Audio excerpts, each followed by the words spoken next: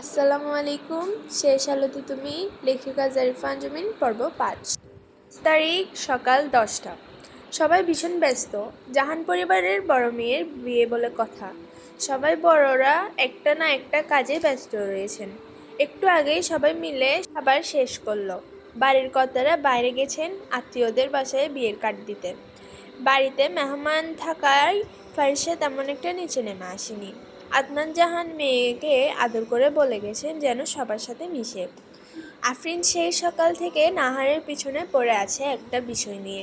নাহার শেষমেশ আর না পেরে ওর কথা মতো নিচে নেমে ফারিয়া বেগমের কাছে গেলেন। বাড়ির 3 গৃহিণী যেন কাজ থেকে নিস্তার নেই। তারা হাঁপিয়ে উঠেছে, কিন্তু তাও আনন্দের সাথে কাজ চালিয়ে যাচ্ছে। সোফায় বসে আছে মিনারা বেগম, তার হাতে পানের থালা। বেশ আয়েশ করে তিনি পান খাচ্ছেন। তার পাশেই বসে অনামিকা রিলস দেখছে। আয়ান, আবরার, উজান কিছুক্ষণ আগে বাড়ির বাহিরে সব ঠিকঠাক আছে কিনা তা দেখে 3জন নিজেদের মধ্যে গল্প করতে করতে বাজারে সেই দিকে গিয়েছে। আহারার আফরিনকে ফারিয়া বেগমের সামনে এভাবে দাঁড়িয়ে থাকায় ফারিয়া বেগম বিরক্ত কণ্ঠে বলে উঠল, এই তোদের কি কোনো কাজ নেই? এভাবে সামনে দাঁড়িয়ে আছিস কেন? কিছু বলার থাকলে বলো, না হলে আমার সামনে থেকে সরে দাঁড়াও। অনেক কাজ বাকি এখনো। নাহার মিনমিন কণ্ঠে বলে উঠল, আসলে আম্মু হলো ওই। মুখের কথা শেষ না করতেই ফারিয়া বেগম বললেন, এই আম্মু আম্মু করছিস? যা বলার তাড়াতাড়ি বল। আম্মু আসলে আফরু কি জানি বলবে তোমাকে, ওরে জিজ্ঞেস করো। আফরিন এই কথা শুনে নিচ থেকে মাথা তুলে নাহারের দিকে তাকালো। তাকে কি সুন্দর ফাঁসিয়ে দিয়েছে এই আপু। আফরিনকে কিছু না বলে তাকিয়ে থাকতে দেখে ফারিয়া বেগম বললেন, কি বলবি বল। এবার আফরিন মুখ খুলল। সে বলল, আসলে বড়মা আমরা একটা পরিকল্পনা করেছি আজকেই। বড়মা বলল, কি পরিকল্পনা?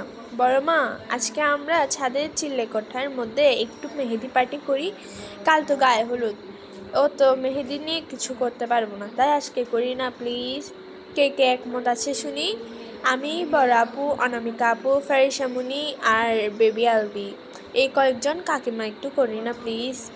ফারিয়া বেগম কিছুক্ষণ ভাবলেন, এরপর বললেন, আচ্ছা করিস, কিন্তু ঘরটাও অপরিষ্কার আছে। তোরা গুছিয়ে নিয়ে যদি করতে পারিস তাহলে কর, সাবধানে কিন্তু। আফরিন অনুমতি পেয়ে খুশিতে ফারিয়া বেগমের গলা জড়িয়ে ধরে বলল, ধন্যবাদ বড় মা, তুমি খুব ভালো মা, লাভ ইউ বড় মা। ফারিয়া বেগম নাহার আর আফরিনকে নিজের কাছে আগলিয়ে নিলেন, তা আদর করলেন একটু। এরপরে তাড়াহুড়ো করে রান্নাঘরে চলে গেলেন। অনেক কাজ পড়ে আছে, এগুলো শেষ করতে হবে। নাহার আর আফরিন খুশিতে অনামিকাকে নিয়ে উপরে চলে গেল। রাত 8টা। বাড়ির বড়রা সবাই ব্যস্ত থাকলেও ছোটদের মনে বয়ে যাচ্ছে বিয়ের আনন্দ। আফরিন, নাহার, অনামিকা, ফারিসা সবাই ছাদে। চিলেকোঠা যেন একেবারেই নতুন রূপে সাজানো হয়েছে। ছোট্ট ঘরটিকে মেহেদিন অনুষ্ঠানের জন্য উজ্জ্বল করে তোলা হয়েছে। ছাদের কড়ি কাঠে ঝুলছে রঙিন ফেয়ারি লাইট। ছাদে আলো ভরে উঠেছে চারপাশ। চিলেকোঠার কাঠের দরজায় লেখা নাহারের মেহেদি অনুষ্ঠান। চিলেকোঠার ভিতরে রয়েছে একটি চৌকি, যেটাতে সবুজ বিছানা বিছিয়ে রাখা। তার উপরে গোল করে গাঁদা ফুল ও গোলাপ ফুলের পাপড়ি দিয়ে সাজানো। ফুলের পাপড়ির মাঝে একটি তার পাতার বানানো পাত্রে মেহেদির কোণন রাখা। সবাই সবুজ গাউন, তার সাথে লাল রঙের ওড়না পরেছে। নাহারিকে পরানো হয়েছে লাল পাড়ের সবুজ সুতির শাড়ি। দারুণ লাগছে সবাইকে। আফরিন ও অনামিকা খুব সুন্দর করে মেহেদি দিতে পারে বলে তারা আর কোনো মেহেদি আর্টিস্টকে ডাকেনি। ধীরে ধীরে তারা একটি ছোট বক্সে খুব আস্তে ভলিউম দিয়ে গান ছাড়ল। আলভিকে ট্যাব দিয়ে বসিয়ে রেখেছে ফারিসা, না হয় এই ছেলে যে দুষ্টামি করে এখনই সব ওলট পালট করে দিল। কিছুক্ষণ সে ট্যাবে গেম খেললেও এখন তার মন উঠেছে সে মেহেদি দিবে। আলবি উঠে নাহারের পাশে গিয়ে বসলো। এরপর বলল, বড় আপু, আমাকেও তোমার হাতে যা দিচ্ছ তা দিয়ে দাও না। তোমরা সবাই দিচ্ছ তো আমাকেও দিয়ে দাও না। এই কথা শুনে বলে উঠলো, না বড় আপু, দিও না, পরে উল্টাপাল্টা কিছু করবে, তখন বকা কিন্তু আমাদেরই খেতে হবে। বড় আপু, তুমি ছোট আপুর কথা শুনো না, আমাকে দিয়ে দাও না প্লিজ। আরও কিছুক্ষণ এই 2 ভাই বোন কথা কাটাকাটি করলো। শেষমেশ নাহার আর না করেনি। আফরিনকে বলল তার হাতে একটু দিয়ে দিতে। আফরিন আলবির ছোট ছোট হাতের মধ্যে ছোট একটি ফুল এঁকে দিয়েছে। আলবি তখন বলল, আচ্ছা এগুলো কি ফুল আমার হাতে দিলে, আর এগুলো দিলে কি হয়? অনামিকা এবার আলবির কথা শুনে বলল, এগুলো দিলে হাত লাল হয় বাবু পাখি। তাহলে তোমাদের মুখে যে লাল হয়ে আছে এগুলো যদি লাগাই আমি, আমার মুখও তোমাদের মতো লাল হবে, তাই না নতুন আপি? না বাবু পাখি, এগুলো তো আমরা আর কিছু বলার আগে আলবি মেহেদি নিজের মুখে লাগিয়ে ফেলেছে। সবাই অবাক কি থেকে কি হয়ে গেল। ফারিস আলবির দিকে রাগান্বিত চোখে তাকিয়ে আছে। নাহার ফারিসের তাকানো দেখে একবার আলবির দিকে তো একবার ফারিসার দিকে তাকাচ্ছে। এই পরিস্থিতি সামলাতে নাহার অনুনয় কণ্ঠে বলে উঠল, রুশ বাচ্চা, ওকে নিয়ে কিছু বলিস না, ছোট মানুষ বুঝে নাই, প্লিজ বাচ্চা, ওকে ধমক মারিস না, এখনই কেঁদে বাড়ি তুলে ফেলবে। আমি মানা করেছিলাম শুনুনি, এখন আমি ধরবো না ওকে, যা ইচ্ছা করুক, ও আমার কিছু বলবো না। এই বলে ফারিসা চিলেকোঠার থেকে বের হয়ে ছাদের উপর পাশে গিয়ে দাঁড়ালো। তার রাগ কিছুতেই কমাতে পারছে না। মনে মনে বলে উঠলো, এই ছেলেকে নিয়ে আমি কোথায় যাব, আর পারছি না, একটা না একটা গোলমাল পাকিয়ে আসবে এই ছেলেকে ধরবো না আমি একে। নাহার কি করবে, নিরুপায় হয়ে সে আয়ানকে কল দিল। আয়ান কল ধরছে না, আবার কল দেওয়ার ধরলো। নাহার বলল, আয়ান ভাই একটু পরে আয় না, আলবি গোলমাল পাকিয়েছে। সবে মাত্র তারা বাসায় ফিরে রুমে এসেছিল। নাহারের কণ্ঠ শুনতে পেয়ে আবরার বলল, আপু আমি আবরার, আয়ান তো ওয়াশরুমে। আবরার ভাই একটু হেল্প করো। কি হেল্প আপু বলেন? আসলে আমি আলবিকে ছাদ থেকে নিচে পাঠাচ্ছি, তুমি একটু ওকে নিয়ে ছোট কাকিকে দিয়ে আসবে ভাই। ওকে আপু। নাহার কল কেটে আলবিকে নিচে পাঠিয়ে দিল এবং আবার তারা মেহেদি লাগাতে ব্যস্ত হয়ে পড়ল। নাহলে আজ রাত পুরোটা যাবে। আলবি তার গুটি গুটি পায়ে হেঁটে সিঁড়ি দিয়ে নামতে লাগলো। আবরারও সামনে এসে ওকে দেখে দাঁড়িয়ে পড়লো আর বলল, আলবি বাবু, তোমার মুখে এসব কে লাগিয়েছে, এসব কি করছো? আচ্ছা আসো আমার কাছে।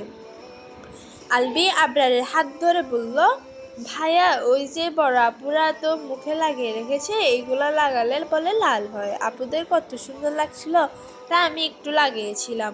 আবরার আলবির কথার আগা মাথা কিছু বুঝলো না, তাই সে আলবিকে নিয়ে গিয়ে জাহানারা বেগমের কাছে দিয়ে এসে তার রুমে চলে গেল। তার ভীষণ ক্লান্ত লাগছিল, তাই ফ্রেশ হয়ে শুয়ে থাক। রাত তখন 11:30। বাড়ির সবার খাওয়া দাওয়া শেষ।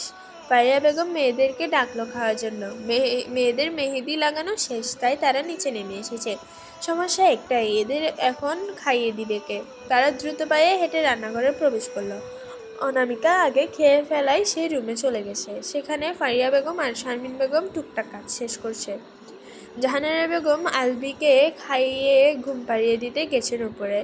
নাহার আর আফরিন ফারিয়া ও শারমিন বেগমের অনুরোধ করে বলে উঠল, আম্মু আমাদের হাতে তো মেহেদি, তোমরা একটু আমাদের খাইয়ে দাও না। ফারিয়া বেগম বললেন, কেন আগে বলিনি, আমি যে খেয়ে নিতে পারবো না। খাইয়ে দাও না মারা। এদের দুজনের কাহিনী দেখে শারমিন বেগম হেসে উঠে বললেন, আপা চলেন, এদের ওপর বিশ্বাস নেই, না খেয়ে দিলে এরা না খেয়ে চলে যাবে। ফারিয়া ও শারমিন বেগম ফারিসা, নাহার ও আফরিনের জন্য খাবার বেড়ে নিয়ে বসলেন খাবারের টেবিলে। ফারিয়া বেগম ফারিসাকে খাইয়ে দিতে চাইলেও সে বলেছে সে পারবে। বাকি দুজন দুই হাতে মেহেদি দিলেও ফারিসা এক হাতে দিয়েছে, তাই তার সমস্যা হয়নি। ফারিয়া ও শারমিন বেগম ওদের খাইয়ে দিচ্ছে। ফারিসা ওদের দিকে একবার তাকিয়ে তারপর খাবারের প্লেটে তাকিয়ে তাড়াতাড়ি শেষ করে ওপরে চলে গেল। তার দম বন্ধ লাগছিল। ওপরের রেলিংয়ের পাশে আদনান জাহানের মেয়ের দিকে তাকিয়ে এতক্ষণ লক্ষ্য করছিল। এরপর চুপচাপ রুমে চলে গেলেন। যেখানে জাহানারা বেগম আলবিকে ঘুম পাড়াচ্ছে, আদনান জাহানারা বেগমের উদ্দেশ্য করে বলে উঠল, জাহানারা একটা প্রশ্ন করি তোমাকে। হুট করে আদনান জাহানের এরকম প্রশ্নের সম্মুখীন হয়ে একটু অবাক হলো। জি বলেন। তোমাকে কি খুব কষ্ট দিয়ে ফেলছি আমরা? তোমারও তো একটা জীবন আছে, তোমাকে আজও বউয়ের সম্মান দিলাম না, ফারিসা তোমাকে মা বলে মানতে পারলো না, তুমি বা কতকাল এভাবে আমাদের জন্য থাকবে? আপনি এসব কি বলছেন? আমি কি আপনার কাছে কখনো এমন অভিযোগ করেছি? মেয়েটারই বা দোষ কোথায়? তাও তো সে আমাকে যথেষ্ট সম্মান করে। আপনিও তো আমাকে কখনো কষ্ট দেননি, আমি এভাবেই ঠিক আছি। তাও কতকাল এভাবে থাকবে তুমি? এতিম মেয়ে আমি, একজন মায়ের অভাব বুঝি আমি। আমি যদি ওদের এই অভাব না বুঝতে দেই তাহলে ওরা আমার মতন কষ্ট করে বড় হবে না। তাই যতদিন বেঁচে আছি ততদিন আমি এখানে আপনার মতন মানুষ পেয়েছি, দুটো ছেলে মেয়ে পেয়েছি, একটি পরিবার পেয়েছি। আমি এভাবে ভালো আছি, আর কোনো দিন এইরকম কথা বলবেন না দয়া করে। আচ্ছা বলবো না, ঘুমিয়ে পড়ো। সবাই ঘুমিয়ে পড়লো। জাহানবাড়ির সকলের ব্যস্ততাও শেষ হলো। জাহানবাড়ি নীরব নিস্তব্ধ হয়ে গেল অন্ধকারের রাতের মতো। শুধু রয়ে গেল আনন্দ আর ভালোবাসার মধ্যেও কিছু অদৃশ্য কষ্ট নিয়ে নীরবে বেঁচে থাকা। ব্যস্ততার ভোর। সকাল থেকে ব্যস্ত জাহানবাড়ির সবাই। কেউ বিয়ের কাজে, কেউ বা আবার বিয়ের আনন্দে। আজ তুষারের বাড়ি থেকে অতিথিরা আসবে। যেহেতু তুষার ঢাকায় থাকে তাই দুই পরিবার মিলে সিদ্ধান্ত নিয়েছে যে গায়ে হলুদ ও বিয়ে জাহানবাড়িতেই হবে, আর বৌভাত চৌধুরী পরিবারের হবে। যেহেতু গ্রামের বিয়ের আগে বরকনে এক বাড়িতে থাকতে পারবে না, তাই অতিথিদের জন্য গেস্ট হাউসে থাকার ব্যবস্থা করা হয়েছে। বাড়ির কর্তারাও সেখানে গিয়েছেন সবকিছু দেখাশোনা করতে। এদিকে বাড়ির কর্ত্রীরা অতিথি আপ্যায়নের জন্য রান্না করছেন। প্যান্ডেলের সাজসজ্জায় দায়িত্ব রয়েছে আবরার, আয়ান ও উজান।